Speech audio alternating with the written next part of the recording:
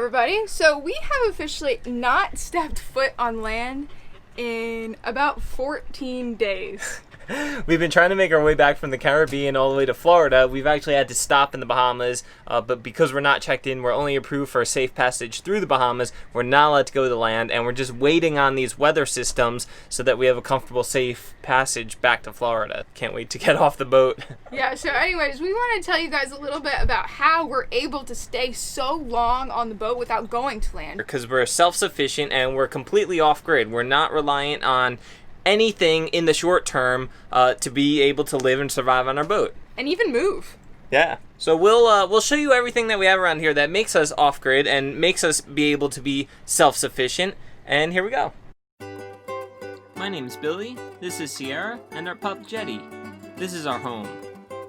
Her name is Adrenaline.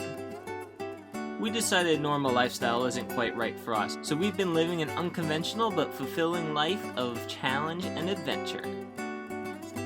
Be sure to subscribe below and hop on board.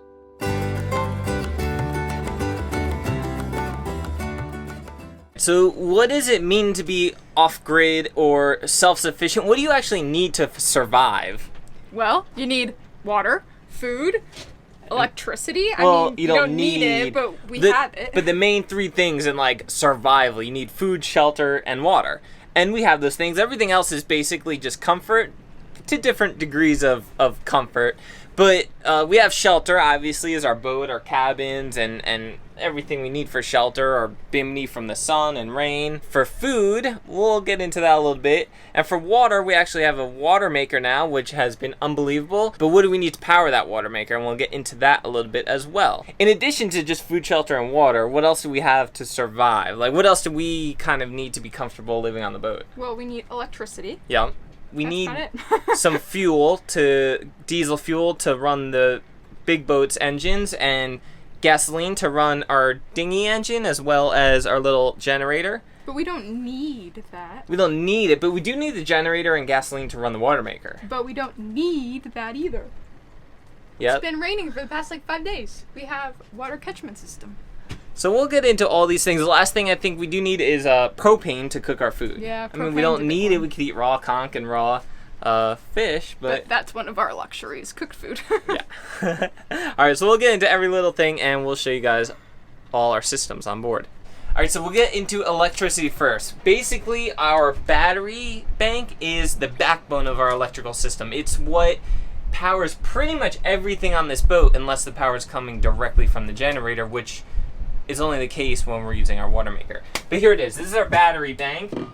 It's a 200 amp hour lithium ion battery, and that's a pretty small battery bank for a full-time live-aboard catamaran, although it's been working well for us. Especially it being lithium, we have pretty much full capacity of that 200 amp hours compared to like lead acid or gel, where you only have a small fraction of the rated amp hours. And yeah, everything runs off of the battery. It's a 12 volt battery, and pretty much all our systems on our boat are 12 volt, so that makes it very simple. So the next thing we have to go over is what actually charges the battery. Where does the energy come from that goes into this battery that then leaves and goes to all our appliances or electrical needs? One of the ways that the energy comes into our battery is just through our engine's alternator. So when one or both of our diesel engines are on, the alternators create energy, and then the energy is controlled by and go into these controllers and the center fielder, and that regulates all the energy coming into the battery,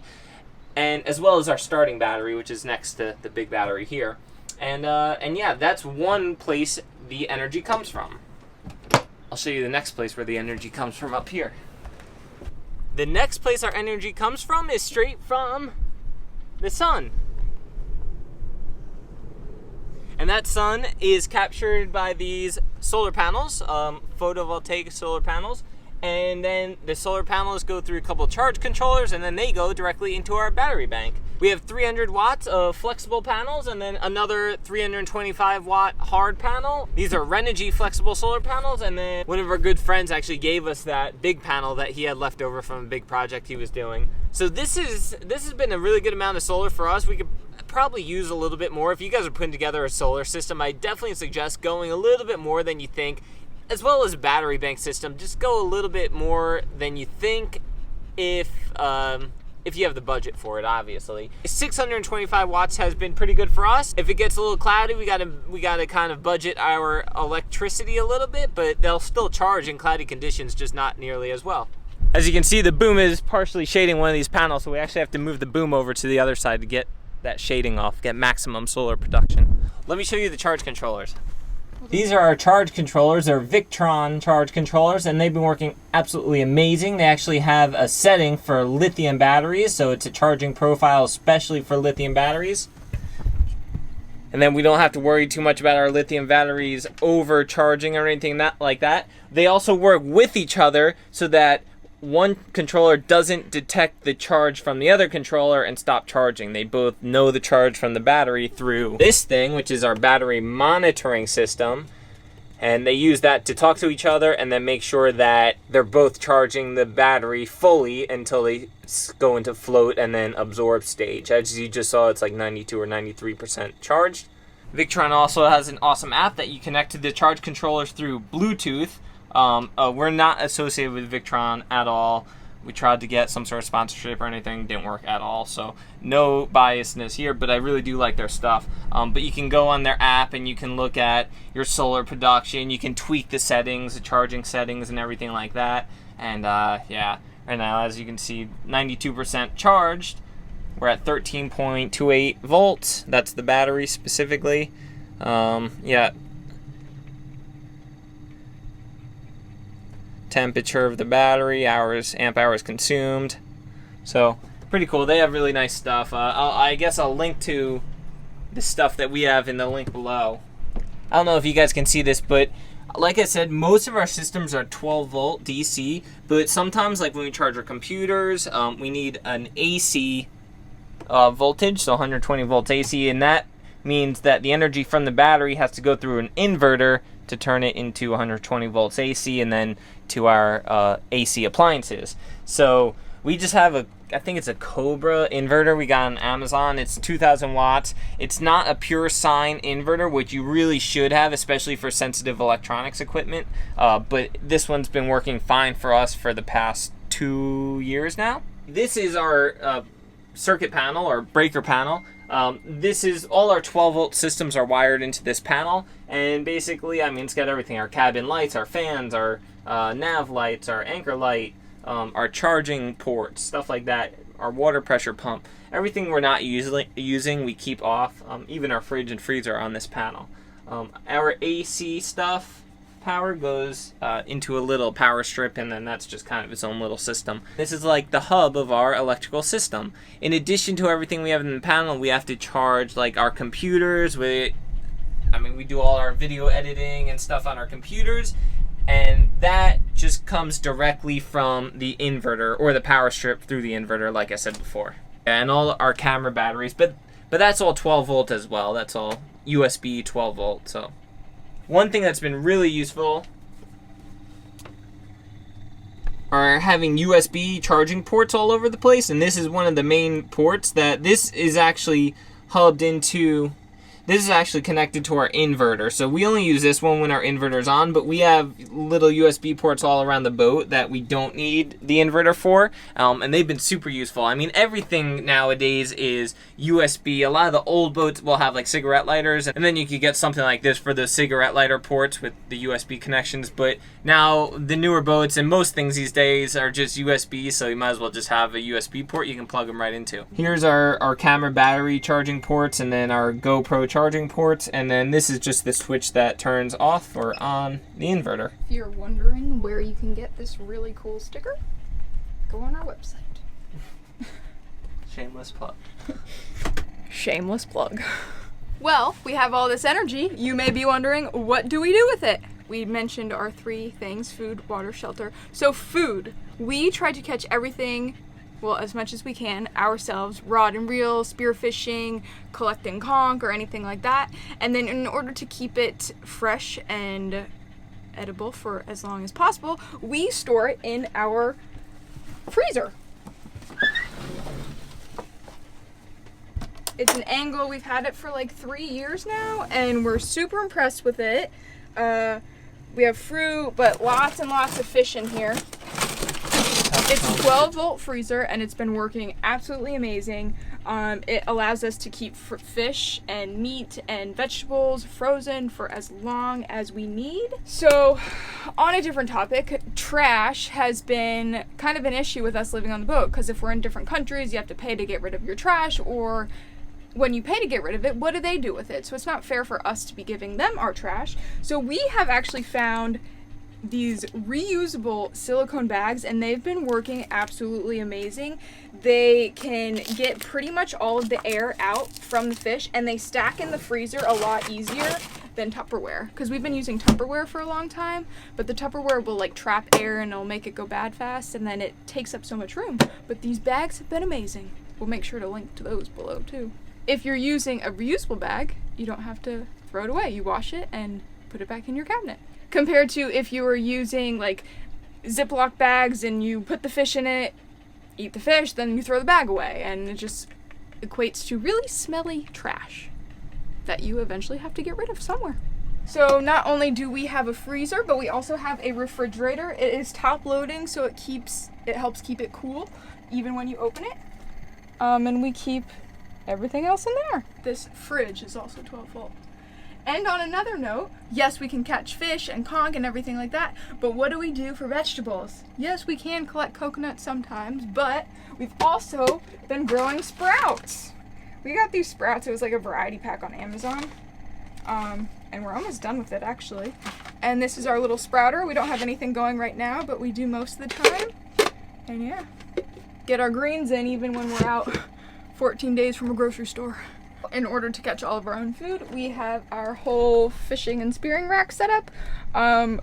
We use primarily pole spears or Hawaiian slings, because in the Bahamas that is all you're allowed to use. And I think we've gotten good enough at it where we don't need a spear gun. But yeah, we also use rod and reel if we were doing like snapper, and our big rods for trolling that we will show you outside. So we have two of these. They are Bill Fisher, the Bill Fisher series, and the reel is Finor Marquesa model. And we've had these for about 5 years now. Billy's boss actually gave them to us for, I think, your birthday or something. And they're amazing. We love them. We troll pretty much whenever we are moving. And we normally troll a feather or like a squid looking thing like this, or a cedar plug.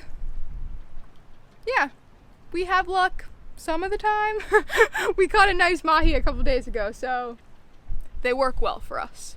Here's the rest of our offshore trolling lures. Most of them, they're just drying because I just rinsed them off. Yeah, we have some older rods, and we have another trolling rod. So something you absolutely need if you're going to be self-sufficient and living off-grid is water. And we are able to make our own water with our Rain Man water maker. This side of the cabin is like all storage right now. We've been underway, so it's pretty messy. It's not too bad. It's just stacked and hard to get over. Anyway, here's our 2,000 watt Honda generator that has been working awesome for us. I mean, I was skeptical about bringing it with us because it's just extra weight. We don't have many systems that rely on it. But when we got our water maker, we did get a 120 volt water maker, so it does need a lot of power. It needs like something like 2,000 watts or something. This generator is actually, it only needs like 1,800 watts or 16 or 1,800 watts, but it does need more wattage than that to start up and get going. But anyway, the generator is perfect for powering that. And then our water maker membranes are right here. Directly behind this bulkhead is the water maker electric pump, and it's mounted in a storage compartment on the other side of this, and then it gets pumped through these reverse osmosis membranes, and we make, in warm water, we make 35 to 37 gallons per hour. So to make a full 80-gallon tank, which is how much water we store on the boat, it takes 2 hours and change and uses like, I don't know, like a quarter of a gallon of gasoline, maybe, if that. So yeah, it's a good system. These are our water tanks. It's actually two separate tanks that are just plumbed together. And here's our water maker gauge and control. So when the motor's on, I just tighten the valve and we get it to about 850 PSI. And that's when we're making fresh water. This is just a test tube. Usually we have a nice panel right here, but I took the panel off to kind of install the water maker, plumbing, and everything like that, and I just haven't put it together yet. Haven't put the panel back on yet. I'm trying to make it integrate it well with the controls of the water maker. So in addition to making water with our water maker, and before we had a water maker, we solely relied on going to the dock and fill up, but that isn't self-sufficient or off-grid living. But also our rain catchment system. So this is just one part of it. When rain falls on this hard bimini, we have 2 tubes, one on each side, that we can fill buckets and jugs up with. And when rain falls on our main cabin top area, we have these nice channels, one on both sides, and they run all the way to the front right here where the rain flows into these tubes, and then I could run the tube directly into the deck fill for the water tanks. Another thing we can do with our homemade water is laundry by hand, because no, we do not have a laundry machine, but we do have a bucket and detergent and water. So this is our dryer. Another thing we have in order to be completely self-sufficient is sails. We move by the wind, so we don't have to rely on diesel or gasoline or anything. So yeah, our sails are North sails, and we got them about 2 years ago, and they've been working really well. Even though we do have sails, we do need to use our diesel engines once in a while to get in and out of port, and if we decide that we'd rather just motor instead of sitting in one spot waiting for wind, which is not often. But we have a 26-gallon diesel tank, one on each side of the boat, in addition to our additional fuel storage jug. So we have 6 extra gallons of diesel, 5.3 extra gallons of diesel, and then we have like 9 gallons of gasoline plus a 6-gallon gasoline tank that's in our dinghy. So these are things obviously that you're not completely off grid for. You need to go and fill up with fuel once in a while, but our general lifestyle in the Bahamas and Caribbean, we don't need fuel. We could probably go 1 or 2 months without filling up on fuel, depending on how far we go with the dinghy. The range of this boat we have, if we were just using the engines and just diesel fuel without any sails, is probably around 400 to 500 miles. So we talked about cooking our food before, and we have a propane system. I know a lot of boats are going with like induction stove and stuff, and then if you go that way and you have enough battery and solar, you can be completely dependent on solar energy. For now, we're using propane, and it works great because it lasts so long before you have to refill them again. We have 2 monster tanks in here. I don't even know how big they are, how many pounds they are. But one tank will last us a whole year of cooking on that stove and in the oven every single day. In addition to that, this year we also got one of your normal grill propane tanks that you would have for like your grill at home, although ours is made out of fiberglass. It's like the same size. And that will last on our grill for a few months. We have a Magma grill. It's like a stainless steel marine grill that goes on a nice little pedestal, usually right next to that propane tank up there. It's not on there right now because we don't travel with it on the pedestal underway. It's just too shaky. So in addition to creating energy or power or electricity, we also try to conserve as much electricity as possible. That way we don't need as much battery or solar power. We can just conserve and kind of balance it out with that. And one way we do that is we replaced all our conventional incandescent light bulbs with LED lights. So that saves a ton of power compared to the conventional incandescent bulbs, and yeah, they're just super power efficient. This is a new one we installed. We got it from Amazon. It's pretty cheap. I think it's meant for RVs, but it's been holding up really well in the boat. We installed this like over a year ago. Some other things we do to save electricity is like we installed a low pressure water pump that is only activated when we're basically using the water. We also have a water heater in here, but that water heater is not powered by electricity. It's powered by one of our diesel engines. So if we were to run that engine for an hour or longer, then we'll have some hot water from that. So you may be wondering what we do with our waste. Well, we have 2 holding tanks, one for each head, and we also have a macerator pump. So what that means is when we are 3 miles offshore, we can flick a button and the waste goes into the water. What if we're not 3 miles offshore? Then they go straight into the tank. And it goes straight into the tank. And then what? And then we need to have a pump out boat or a pump out machine at a marina pump out our waste and put it in their tanks. So we have been able to live self-sufficiently for the past going on like 6 years now. And yes, they've been on different boats, but we've always tried to have similar systems. And I think every time we do a project, we get a little bit more and more self-sufficient and off-grid. We hope you enjoyed this overview of all our systems that help us stay off-grid and just live on our own. And be able to be in isolated areas for weeks at a time. I think this whole virus, this COVID thing kind of is getting a lot of people to think about, especially people living on boats, but I'm sure a lot of you guys who are living at home, thinking about living self-sufficiently and not depending on having to go to the grocery store or the gas station just in case things like this happen. And because we've been doing it for years and years, I hope we gave you a little bit of insight into our systems and how we do it, and hopefully that helps you. Yeah, we hope you enjoyed. We will make sure to link everything in the description below that we talked about, and also let us know if there's anything that we missed that you want to see, or if you have any recommendations or ideas about how you might live self-sufficiently. Thanks so much for watching, and we will see you next time.